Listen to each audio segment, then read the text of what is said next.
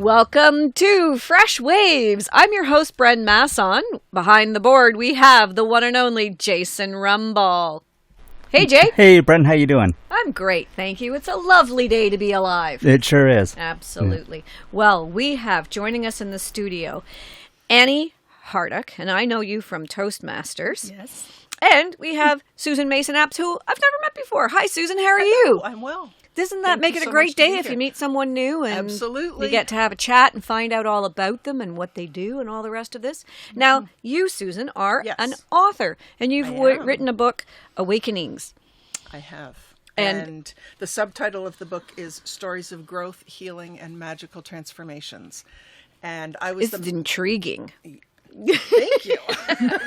I am the main author. About half the book was written by me. And the other half were stories contributed by my co-authors. And there are 13 of them. 13 co-authors. Yes. Isn't that a bit kind of like herding cats?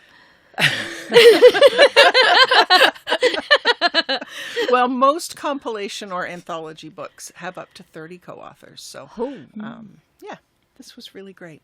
And so does that change your role as author to author/organizer? Yeah, compiler. Yes. Yep. So the vision for the book was mine. Mm-hmm. And I invited in various co-authors to share in the vision and share their personal stories that aligned with that vision. And, basically centering around awakenings, moments in their life when... Those aha moments. Those aha moments that are just, the little tiny ones that change everything all the way to intense spiritual epiphanies. And we've got that and everything in between in the book. Isn't that something? So how did you two meet, Annie? Good morning, Annie. Good morning, Brenda. Thanks for the opportunity to speak. Yes, well, we love having you. Yes. So how did you guys meet? I actually have known Susan for many years. When my son started the karate class, which was about almost 20 years ago. Oh my. That's how long. Like we started the... karate, and shortly Susan and her family joined. That's right. And basically her whole family. Yes, 3 kids and herself. Yep. And my husband at the time, yes. All of us were involved in karate. Yes. So this is Sensei Annie to my kids. Oh, do you taught karate? I got all the way up to third dan in black belt karate. Wow. I started out just taking my son to karate class, and I thought, well, what's the point of just sitting there? Like he was only 4 or 5. So I decided to join as well. So when we were out in the parking lot after Toastmasters on a dark and spooky night, wondering, if it was safe to be 3 or 4 women alone in a parking lot chatting at the wee hours, we were all actually quite fine with you there. We just didn't know it. But the police station is just right next to it. All right. You're ruining my visual here. And also, Susan, later on, we met because she started her own business, and she became a member of my Auspicious Networking group. And you are the organizer, originator, founder of I'm the founder of the Auspicious Networking group, which is 21 years now. Wow. So I like the term networking group. Do y'all just get together and chat? Yes. We collaborate. That's how I had the opportunity to get the invitation from Susan. That was 3 years ago. Yes. Is it 3 years before you moved? Yeah, it was 3 years ago since I moved out of Uxbridge. Yeah, so over 3 years ago, she came up to me with the idea that she wanted to compile a book. And I now she did that through the networking organization? That's how we already know each other. Yeah. Yeah, as friends and also in business. So networking works. We really know. Does. Yes. Deep enough that because the book is so personal, right? The stories, right? So because I trust her, because I know her for so long. So even she just mentioned about the idea, not even having nailed down to awakenings, I already, leaning on, yes, I trust her as an author and everything. I put a trust on her, but it's built up, the connections over the year, right? And that's what your networking is about. That's also in business too, right? You need to trust that, yes, she's going to get it done, right? So personal level and business level, I know Susan. Okay. And through the networking. which is Yes. really kind of neat. Yeah. That the networking, use that as an advertisement for your networking group. Networking, it really works. Thank you, Brenda. As trite as that sounds, it actually does work. Yes, it does. Yeah, connecting people with people, which is kind of what this show does too. And it allows people to, be at home and listen, especially if they're listening to the podcast at freshwaves.ca. They can hear all different kinds of shows with different kinds of people and realize that, these people don't live in the United States or overseas. They live right here in your own backyard. That's and I consider Collingwood to still be in my own backyard. There you go. And Halliburton too. If you can drive to it, it's in your own backyard. Well, I just got back from driving to Colorado last week. Oh, that's a long so, drive. Yeah, it was a long drive, but I did it. Was it fun? It was a blast. The scenery's gorgeous. Mm-hmm. How'd you like the prairies, or did you drive back through the prairies? I went through Illinois, Iowa, Nebraska, and it was beautiful. All of it. Lots of corn, but beautiful. There you go. Okay, so tell us, Susan, how did you come to writing and putting this book together? Well, you know those things that just hang out in the back of your mind your whole life? That I should, I'm going to, I'm supposed to. Yeah, that's I what might want writing. to. Yeah, that's what writing has been for me my whole life. And, they say mother knows best. My mother actually told me when I was still in high school, you should be a journalist. I didn't really listen. And I went out and became a scientist. Science, journalism. Hey, there's It's a lot all of the people same who do thing. both, right? Yep. And so I was approached, it's got to be 5 years ago now, by a woman who was putting together a compilation book with 30 co-authors. And she asked me to write a chapter, 1,500 words, 2,000 words, something like that. And I thought, well, I haven't written my book yet, and maybe a small chapter is a good way to get the ball rolling. Uh-huh. And it was. So I contributed a chapter to her book, and then I wrote 3 additional chapters in other people's books that had their own visions. And along the way, the woman who owns the publishing company and I started talking. And the publishing company is Living Without Limitations Publishing House. And just the idea of living without limitations, that's pretty much what I'm about. Mm-hmm. My whole life has been a little bit outside the box. I might be called a rebel in some circumstances. A rebel with a clue? And a cause. Yes. And a cause. And so anyway, I eventually was at a place where the vision became so strong in my mind, and I couldn't not write it. I couldn't not put it together and start finding co-authors. However, when the vision first landed with me, I wasn't really yet the person to manifest that vision. And as a result, it took a number of years for the book to really land. Because there were awakenings that I hadn't yet experienced in my own life that really only came in maybe in the last 2 to 3 years, certainly last year, as I had a lot of personal things happen for me and some really major aha moments. So my co-authors, many of them had been committed to the project for quite some time and were very patient and understood that I had health issues come along and you know, my own awakenings to go through. So it was a really beautiful culmination. And then all of a sudden, when the time was right, and everything came together. And I'm just really thrilled. And blessed, I imagine. So grateful to everybody involved, both my co-authors, the publisher, the people in my life who supported me through those awakening processes. Wow. Yeah. So give us a little bit of an overview of what's in the book. We have people who have been in relationships that didn't serve them, who had those moments of, I deserve better, but I've thought my whole life I didn't because that's all I knew. Mm-hmm. We have people who had eating disorders that were hidden and unmanaged, that had those moments of, I need to face what's really going on in myself and heal those deep issues. Mm-hmm. We've got people speaking about the environment and awakening to the needs of the earth. People awakening to substance abuse in their relationships and how that impacts them. My own journey really goes, my part of the book really starts with looking at how I was programmed as a child to have certain beliefs. Mm-hmm. Those conformist, this is what's right, this is what's wrong, this is how you do it, this is, good girls do this. And then they do that, and it's got a timeline. Exactly. Mm-hmm.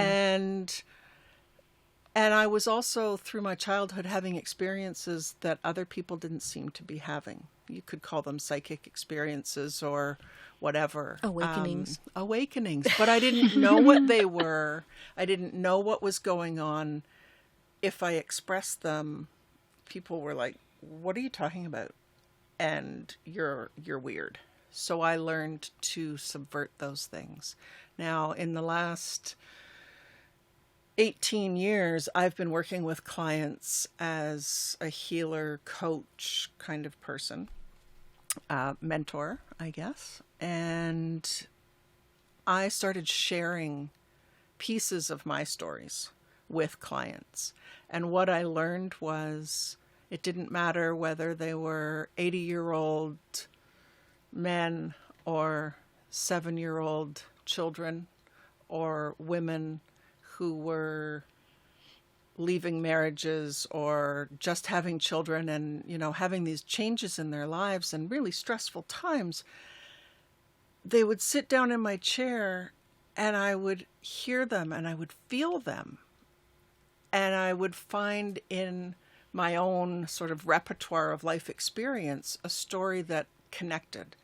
So it's like, I can relate to you. I have had a similar journey. You've got your own journey, but I've had something similar. And whenever I would share those pieces of my own self, I would be met with, oh my God, thank you so much for saying that.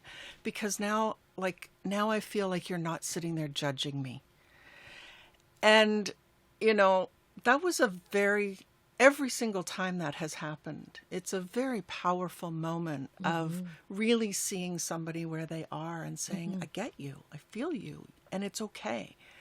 And you're going to come through this. And it's because of all those moments of inviting somebody to stop judging themselves and to just take that deep breath and say, I am okay.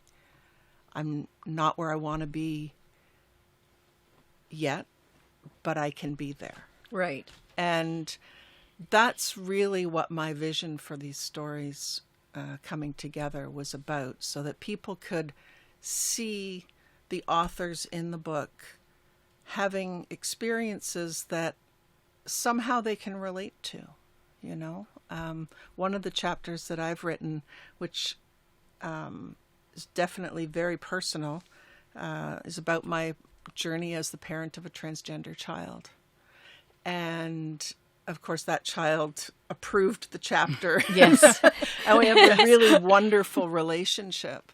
And, there are a lot of kids out there questioning those sorts of issues. And a lot of parents not knowing how to deal with that. And I just share my journey with that. Mm-hmm. So, yeah. Well, that's a fascinating story in itself of how the story came together, or the stories. And so, Annie, you meet Susan, and you've known her since karate, and you haven't done her any physical harm.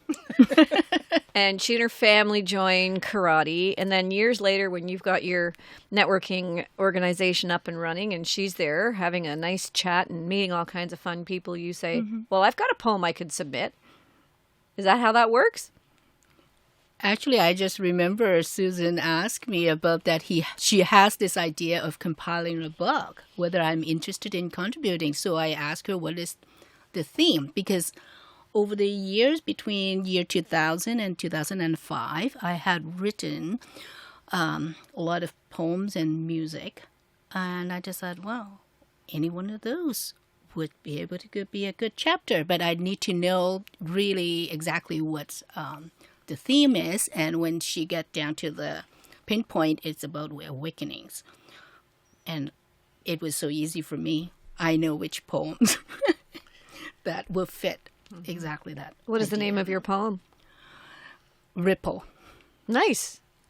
And it has so much insight. It's not a long poem. It's just a very short one. But the insight inside of that doesn't matter what the exact like adversity that people going through. They can relate, because it's more relating the emotions that people feel when they came across hurdles in life. It's talking about that emotion, so people can relate. They don't have to be having the same exact experience that I have, what I've gone through, but the emotional, the emotions, I think, is universal that people go through. The negative emotions. When you're down, you're down. When you're depressions, that's yeah. And it's also universal, the positive emotions as well. Yes. So it's nice to share and let everybody know how you Yes, dealt and with how your I situation. actually got myself out of the depressions was through these poems. And interesting enough, it was just because Susan asked me to contribute a chapter. That's when I start going through my poems again, because I wrote them so long ago and I never bring them out. And it happens to be that 3 years ago, when my son actually finished university. So to me, that's a next phase of my life. And I was in search of what am I going to do for myself. Because to me, I raised my son as a single parent, and when he was only 4 years old. And that's when all those poems come out, was because I was lost. I didn't know what to do with like being single and financially and everything. And I wasn't the type that go out and ask for help. So eventually that's what happened, was all these poem and music came out. So 3 years ago, when I look back into these poems, when I'm searching for what's my next phase in life, because I know my son is very independent, he's going to move out and he's going to have his own life. So what am I going to do for the next 18 years? And surprisingly, the answer was in the poem again, in the Ripple poem. So it's exactly find out what my life purpose is. So I just thought, oh my God. So all the insights in the like in all my poems, it tells so much. So I revisiting all my poems, and each one has the stories. And then because now I'm in tune with other people's stories, it's almost whatever hardship they go through, I say, oops, certain lines in certain poems will be able to help them to see it. Yeah. Wow. What a full picture. It took you a while to get to that full picture, though, didn't it? Was it kind of scary to look back at the poems and think, ooh, which one am I going to share with the world? Because once you've published it, it is for the world to see. Yes. Because actually all the poem, it doesn't really tell exactly the experience, like what hardship I go through, but it's the emotions, right? It's all about the emotions. And I don't mind sharing that. And that's why I think people can relate through the emotions, not necessarily just the incident. But I started to, for each of the poem, I'm going to write a story. So this one, for the Ripple, which is in the book, I did write the story about what's behind this, like what triggered me to write that poem, Ripple. Yes, okay. And then each of my poems is going to have a story, so I'm going to revisit all my stories. And are you going to read us the poem? Am I allowed? Is it okay? Can read the poem. I can read the poem. Okay, so we'll try and find it in the book. Yeah, it's page 33. Page it's 33. beautiful. It's chapter 3. I don't know. The universe just gave me the number 3. Okay, let's hear it. Okay. Ripple. I was a little ripple in the sea, fondling in the water with the seal, until the hurl of thunder disrupted the peace. An uproar from the ocean dismantled my being. I spun into the darkness until I heard my very own vibrations from the echo of my soul. In the moment of despair, I find my strengths, rippling through the center of my core. I ride the waves towards the shore without knowing what the future has in store. But there is one thing I have learned to believe. The teardrops from heaven have awakened the little ripple to radiate the abundance of love, peace, and happiness from ram to ram. That's beautiful. Wonderful.